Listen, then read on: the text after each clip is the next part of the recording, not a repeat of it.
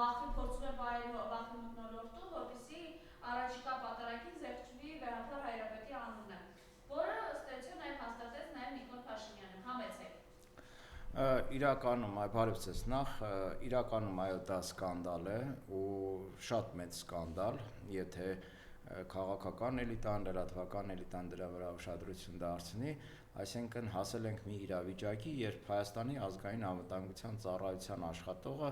գնում է եկեղեցի, մոտենում է քահանային եւ հորդորներ, խնդրանքներ, պահանջներ, ես չգիտեմ ինչպես որակեմ այդ երևույթը, հորդորում է, որ պատարագի տեքստից զեղչվի ամենայն հայոց կաթողիկոս Գարեգին Բ-ի անունը։ Սա իրականում աներևակայելի բան է, նոր անկախ Հայաստանի պատմության մեջ, միգուցե մենք նման բաներ կարողանանք գտնել, կարդալ, ասենք այն այլանդակ բռնապետական ռեժիմների պայմաններում, ինչպիսիք են հաստատված Աֆրիկայում, չգիտեմ, հեռավոր արևելքում, բայց Հայաստանի պարագայում ունենալ մի իրավիճակ, որ ազգային անվտանգության ծառայությունը արդեն կրոնական ծիսակարգերով է զբաղվում, դա մեղմ ասած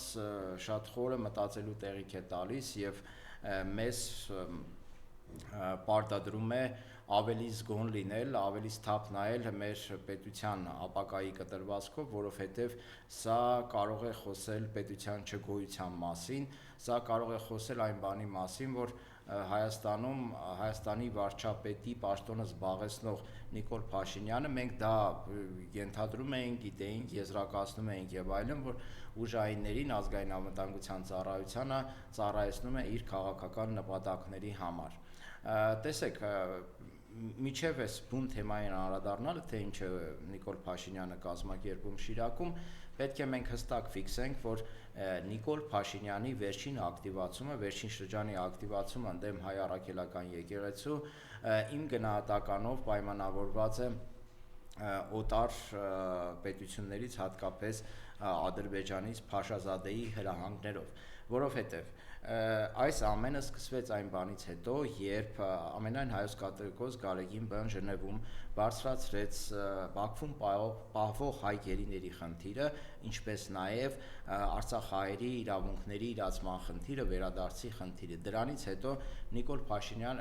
հետո Փաշազադեն հայտարարությամբ հանդես եկավ, դատապարտեց հայ առաքելական եկեղեցուն, այն մեղմ ասած կործանելու կոչ էր հնչեցրեց, որից հետո Նիկոլ Փաշինյանը շատ այսպես տարօրինակ զուգադիպությամբ սկսեց իր արշավանքը հակաքրիստոնեական, սա պետք է ֆիքսենք, հակաքրիստոնեական արշավը ընդդեմ հայ առաքելական եկեղեցու եւ ընդդեմ հայ հոգեվորականների։ Այսինքն մենք չպետք է տրվենք Նիկոլ Փաշինյանի մանիպուլյացիաներին, եկեղեցի մաքրել, չգիտեմ, հայ առաքելական եկեղեցին այսպես անել, այնպես անել, պետք է հստակ ֆիքսենք, որ Նիկոլ Փաշինյանը կատարում է Փաշազադեի հրահանգները։ Երկրորդ հանգամանքը այս թեզը հաստատող այն է, որ ես ուզում եմ հարց տալ, մեր դիտողներին, հեռուստադիտողներին, 2018 թվականին, երբ Նիկոլ Փաշինյանը եկավ իշխանության, հիշում եք, չէ՞, կար նոր Հայաստան, նոր Հայրապետ շարժում, եւ Նիկոլ Փաշինյանը այդ ընթացքում չեզոք պահեց իրեն, չմիացավ այդ շարժմանը, եթե ինքը այդքան մտածում էր հայ առաքելական եկեղեցի մաքրելու մասին, ապա ինչու 2018 թվականին չաջակցեց այդ շարժմանը։ Առավել եւս, որ այդ շարժումը կազմակերպողները, կազմակերպիչները սերտորեն կապված էին քաղաքացիական պայմանագրի եւ Նիկոլ Փաշինյանի հետ, դրա վառ ապացույցն է, որ դրա կազմակերպիչներից Կարեն Պետրոսյանը, եթե չեմ սխալվում, այնուհետև նշանակվեց Գյումրիի Ժող ինստիտուտի տնտեսագիտական համալսարանի ռեկտոր։ Այսինքն Նիկոլ Փաշինյանի համար 2018 թվականին եկեղեցին ընդհանրապես խնդիր չէր, որովհետև ոչ պատվեր ուներ, ոչ էլ սպառնում էր իր քաղաքական իշխանությանը եւ ինքը իր մտքից այրով անգամ չէր անցնում, որ պետք է փոխել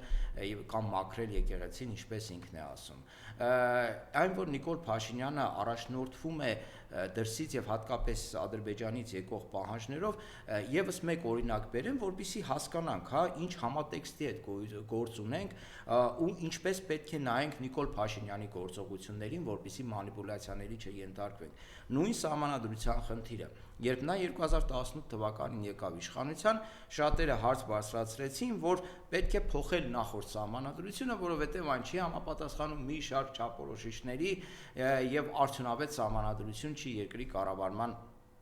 տեսանկյունից, շատ դեպքերում դրանում համոզվեցինք նաեւ։ Բայց 2018 թվականին Նիկոլ Փաշինյանը հայտարարեց, որ ընդհանրապես սահմանադրություն փոխելու խնդիր չկա, այդ խնդիրը օրակարգ չի կարող ընդգրկվել, միգուցե հետո մտածեն կամ չմտածեն, բայց ամեն դեպքում սահմանադրությունը նորմալ է, ամեն ինչ գործում է եւ այս առումով չի խոչընդոտում երկրի զարգացմանը։ Բայց հենց 2021 թվականին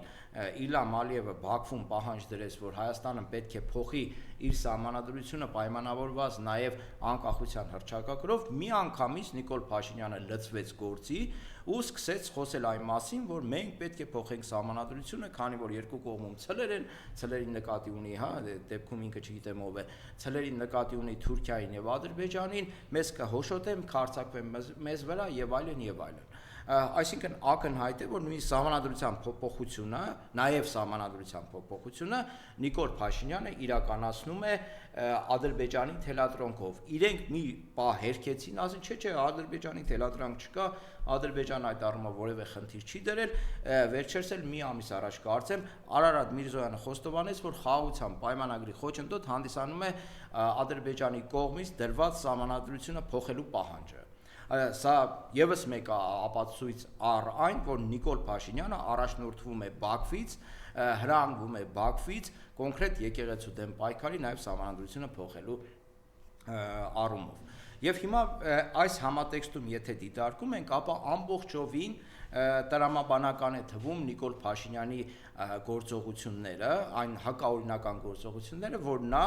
սկսել է հայ առաքելական եկեղեցու դեմ։ Տեսեք, շատերը մտածում են, որ եպիսկոպոս 10 եպիսկոպոս, թե 9 եպիսկոպոս հավաքել իր մոտ ցույց տալ, որ տեսեք ես էլ աջակիցներ ունեմ բարձրագույն հոգևորական դասի շրջանակներում, այս պայքարի շրջանակներում, ըստ էության ես գնահատում եմ հուսահատական քայլ, հնարավոր է, որ Փաշազադեն, ասենք, պահանջել է, որ ցույց տա, թե ինչ արդյունքի է հասել Նիկոլ Փաշինյանը հայ առաքելական եկեղեցու դեմ արշավում։ Եվ Նիկոլ Փաշինյանը հուսահատ իր ականներին պայթեցրել է, այդ ականներից մեկն էլ Նավասարդ Կճոյանն է։ Հարգելի ժողովուրդ, խոսել Նավասարդ Կճոյանի միջոցով եկեղեցին բարեփոխելու մասին, դրանից բարձր այլասերում ես ընդհանրապես չեմ էլ պատկերացնում, հասկանում եք, Նավասարդ Կճոյանը ուղիղ հակառակ տրամաբանության մեջ է եկեղեցի եւ եկեղեցին մաքրել կամ չգիտեմ ինչ են ասում այնտեղ եկեղեցին բարեփոխելու առումով, որովհետեւ Նավասարդ Կճոյանը Բենթլի Սամոն, ոնց ասում է Նիկոլ Փաշինյանը, նաեւ օֆշոր սամոն կարող ենք ասել, չէ՞։ Սամոն, Բենթլի Սամոն։ Ես ձեզ ասեմ, որ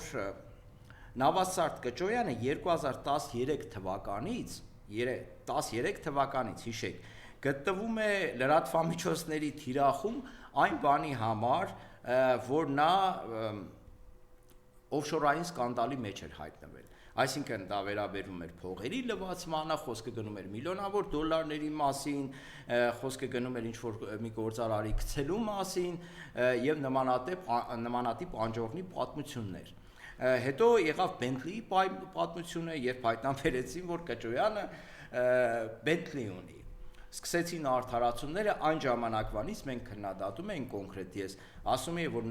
Նավասարդ Կճոյանի նման գործիչները իրավունք չունեն գտնվել հայ առաքելական եկեղեցու հոգևոր դասի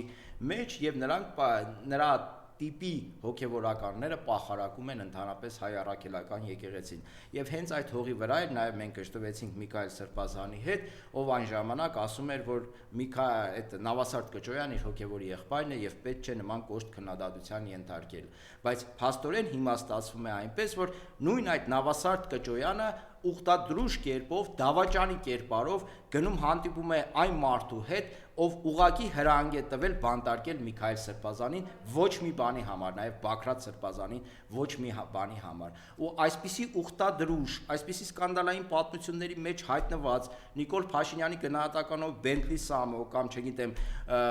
օֆշոր Սամոյի միջոցով Նիկոլ Փաշինյանը ինչ է եկել է ուզում է ասել, որ եկեղեցի է ուզում բարեփոխել։ Նիկոլ Փաշինյանը Նավասարդ Կճոյանի միջոցով Նիկոլ Փաշինյանը կարող է միայն վարկաբեկել եկեղեցին, ախտահարել եկեղեցին, ուրիշ ոչ մի բան։ Իմիջիայլոց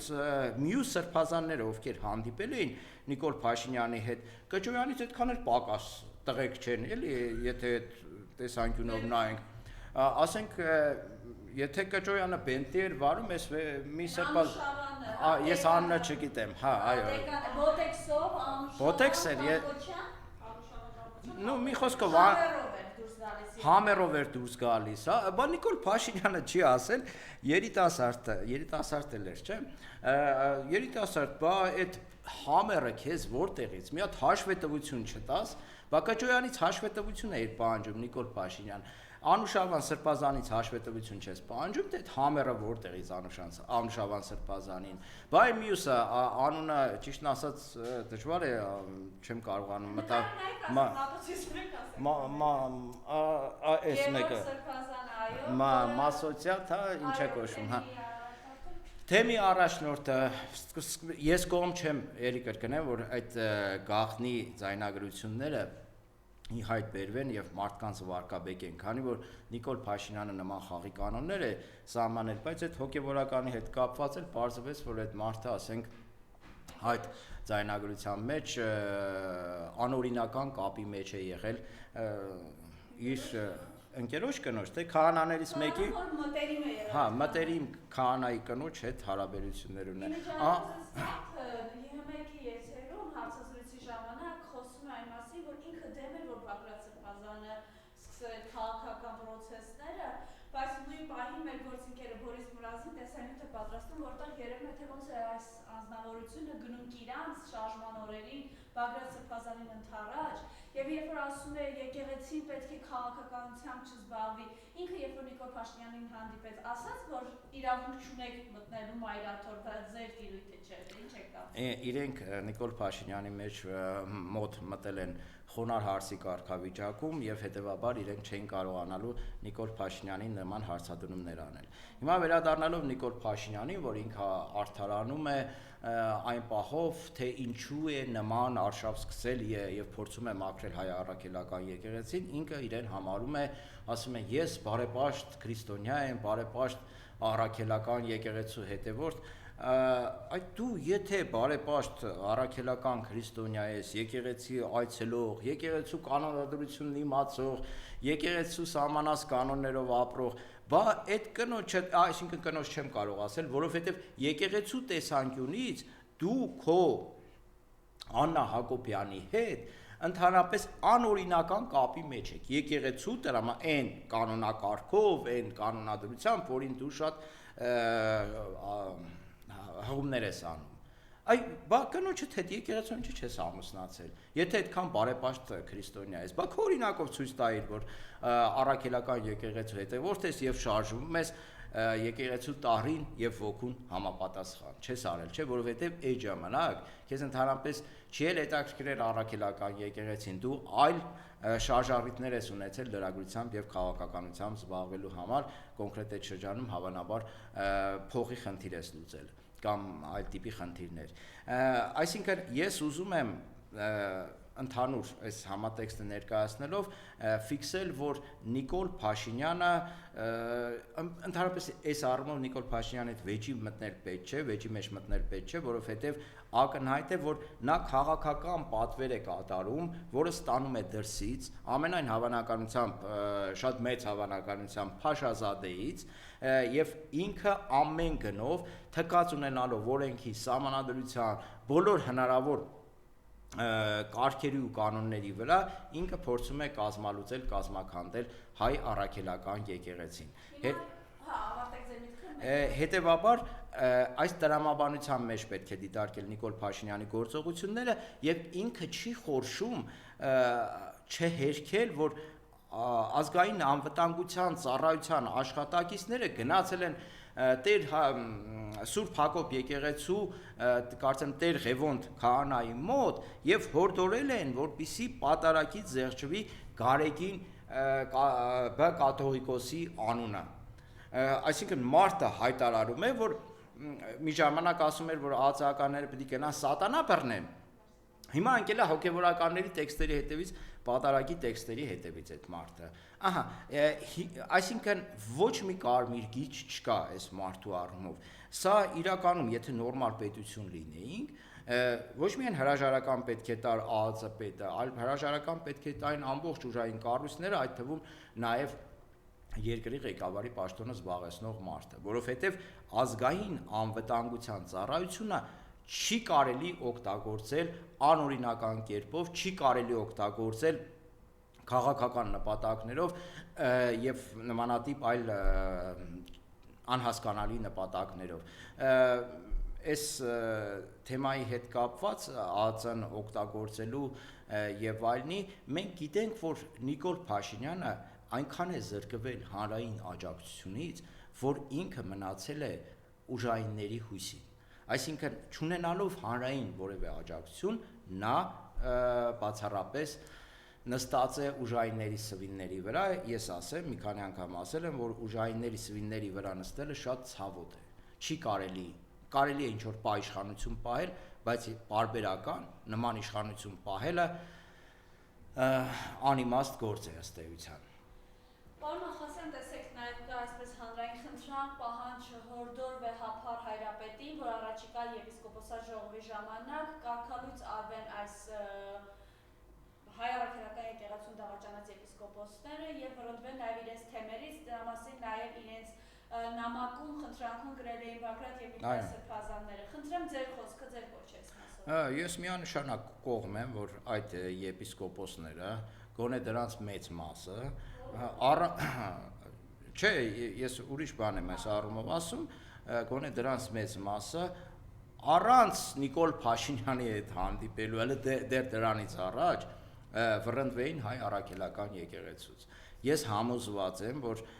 իրենք իրենց գործողություններով, իրենց գործունեությամբ հաստատապես թույլ են տվել այնպիսի խախտումներ, այնպիսի շեղումներ, որոնք բավարար հիմք են Գարեգին Բ կաթողիկոսի եւ եպիսկոպոսա ժողովի համար, որպեսզի այդ մարդկանց վռնդեն հայ առաքելական եկեղեցուց։ Դրան արդեն գումարվում է Նիկոլ Փաշինյանի հետ հանդիպումը, գիտեք, ասենք հանդիպում երկրի ղեկավարի պաշտոնը զբաղեցնող անձի հետ, ինչքան էլ տհաճ լինի այդ մարդու հետ հանդիպելը, այլ իրավիճակում կարող է ինչ-որ ոչ այդքան նորմալ դիտվել, ոչ այդքան հասարակական դժգոհություն առաջացնել, բայց այս պարագայում, որ Նիկոլ Փաշինյանը խնդիր է դրել կազմաքանդել եկեղեցին, խնդիր է դրել վռնդել ամենահայոց կաթողիկոս Գարեգին Բ-ին, խնդիր է դրել ընդհանրապես եկեղեցին, չգիտեմ, ղազիատ դարձնելու, չմոռանանք, որ Նիկոլ Փաշինյանին հրանգներ տվող Փաշազադեն հրամանագիր է ստորագրել Արևմտյան Ադրբեջանի ղազիատ ստեղծելու մասին։ Հավանաբար դա կլինի Էջմիածում, այդ եպիսկոպոսներից մեկին էլ ղազիատի ղեկավար կնշանակեն, որովհետև այս քայլից հետո մամենտականություն ընդունելը իրենց համար մեկ քայլ է։ Եթե դավաճանություն, ապա ասենք մեծ մասշտաբներով դավաճանություն թող լինի։ Ու այս իրավիճակում հանդիպել Նիկոլ Փաշինյանի հետ ու չբարձրաձայնել բանտարկված 3 սրբազանների մասին, չդատապարտել Նիկոլ Փաշինյանի մոտ Բագրատ Սրբազանի, Միքայել Սրբազանի, կարծեմ Արագազոտնի թեմի առաջնորդի հանիրավի բանտարկությունները, դա ուղղակի ոչ միայն դավաճանություն է, դա այլասերվածություն է ուղղակի, հասկանում եք, այսինքն քո հոգևոր եղբայրները դատապարտված են ոչ մի բանի համար, զուտ այն բանի համար, որ քաղաքական դրդապատճառներով, զուտ այն բանի համար, որ կոշտ քննադատության են ենթարկել իշխանություններին եւ Նիկոլ Փաշինյանին, ու դուք գնում հանդիպում եք նման մարդու հետ ու չեք բարձրաձայնում ձեր հոգևոր եղբայրներին ազատ արձակելու խնդիրը։ Բա էլ ուր մնանց ձեր քրիստոնեական բարեպաշտությունը, էլ ուր մնանց եկեղեցու նկատմամբ ձեր հավատարմությունը, ենթադրենք դուք չեք ընդունում Գարեգին երկրորդին, ենթադրենք։ Մի պատկերացնենք, որ հա էլի հնարավոր է նման տրամաբանության մեջ հանդիպել Նիկոլ Փաշինյանը, դուք չեք ընդունում նաև Բագրատ Սրբազանին, դուք չեք ընդունում նաև Միքայել Սրբազանին, դուք չեք ընդունում նաև Արաքածոտնի թեմի առաջնորդին։ Դուք համարում եք, որ այդ մարդիկ արդարացի են դատապարտված, արդարացի են գտնվում կալանավայրում։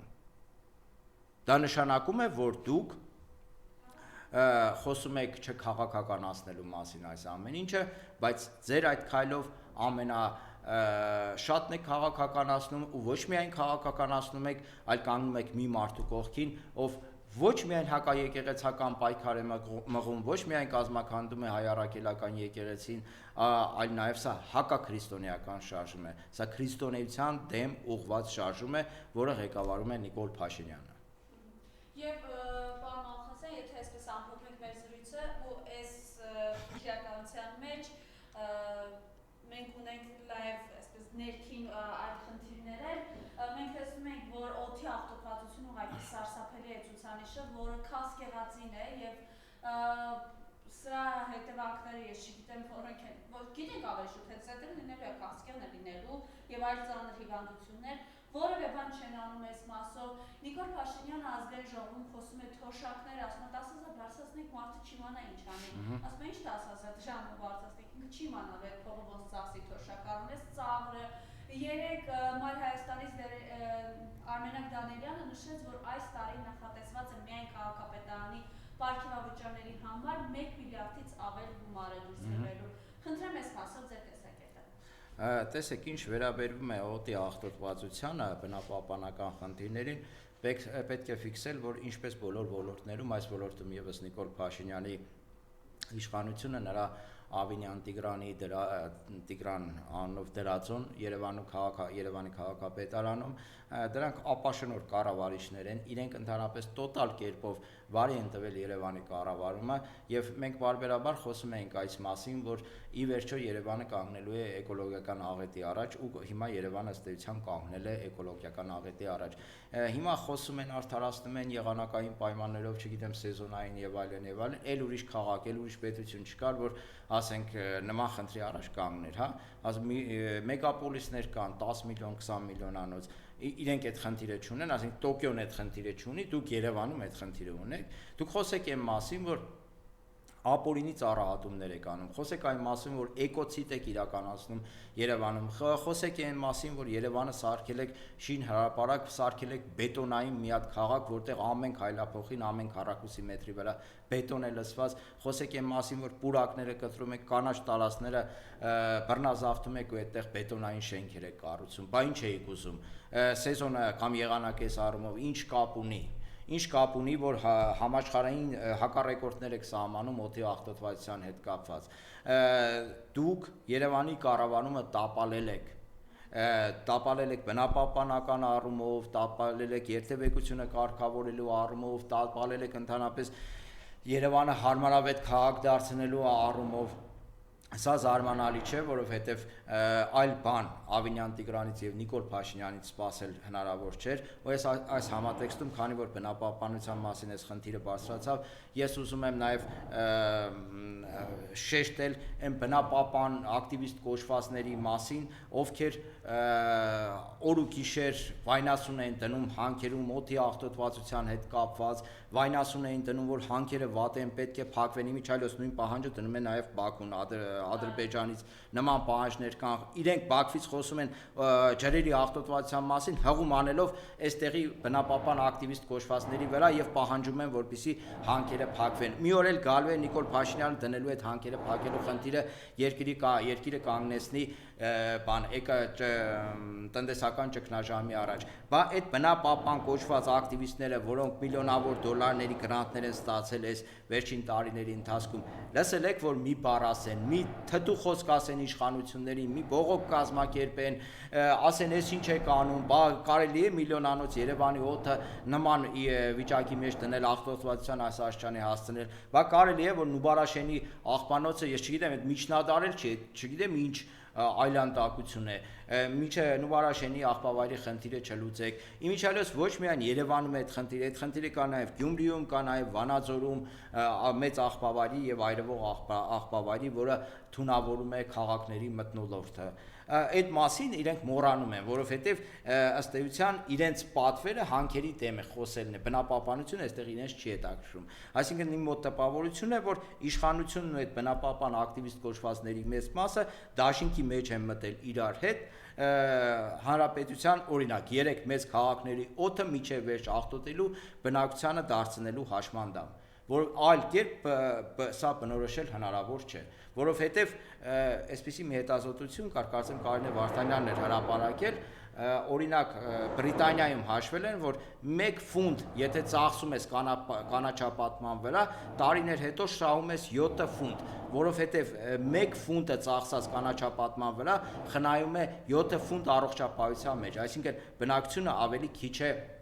հիվանդանում այս օդի աղտոտվածության մթնոլորտային այս կեղտոտ իրավիճակի պատճառով։ Հետևաբար հիմա այս իրավիճակում ակնկալել, որ գործող իշխանությունները, քաղաքային իշխանությունները կարող են իրավիճակը շտկել, դա ուղղակի միամտություն, որովհետև չի կարելի ակնկալել մի իշխանությունից որևէ խնդրի լուծում, որը հայտարարում էր 2 տարի առաջ, որ թե 1 տարի առաջ կարծեմ, պետք է այդ կայանատեղիները Երևանում դարձնենք 160,000 դրամ, 12,000 դրամից տարեկան, որ լուծենք խցանումների խնդիրը։ 1 տարի հետո իրենց այդ հայտարարությունից հետո Երևանի երթևեկությունը դարձել է անանցանելի։ Արդեն այդպիսի ժամ չկա, երևի գիշերը ժամ 1-ից մինչև առավոտվա 6-ի կողմերը հնարավոր է Երևանի փողոցներում նորմալ տեղաշարժվել։ Մնացած բոլոր ժամերին բոլոր համայնքներում լինի Արաբքիր, չգիտեմ, Շենգավիթ, Կենտրոն, Զեյթուն, ամենտեղ խցանումներ են, ահա այս է իշխանության դեմքը, ու այդ գանձված գումարները 2 միլիարդ դրամ, եթե չեմ սխալվում, Մայր Հայաստան խմբակցության մեր ավականներ այդ հաշվարկները հստակ ունեն, ու այդ 2 միլիարդ ավել գեներացրել են այդ կայանատեղիներից, քերել են բնակչությունից, 1 միլիարդ իրենց պարգևավճար, ու 1 միլիարդ պարգևավճար են բաժանել ԿՓԱ-կաններով իրանց մեջ։ Ահա այս իշխանությունների դեմքը։ Հիմա այս իշխանություններից ինչ եք ակնկալում։ Սրանք մի հատ քաղաք չեն կարողանում կառավարել, երկիր չեն կարողանում կառավարել, ու Նիկոլ Փաշինյանը հենց ասում է մենք գնում ենք եկեղեցին փոխելու։ Երկիրը ոտ առել գնում է, ինքը խոսում է եկեղեցին բարեփոխելու մասին։ Դուք ու քեզ, քո շրջապատը, կառավարությունը բարեփոխի են մարդկանց, որոնք անբեյս տարբերել չգիտեն ու նստած են բարձրաստիճան պաշտոններում, մարզպետից չգիտեմ, մինչև նախարար։ Այդ մարդկանց սկսի բարեփոխել, ոչ թե պետությունը, եկեղեցին։ Շնորհակալություն։ Ես եմ շնորհակալ։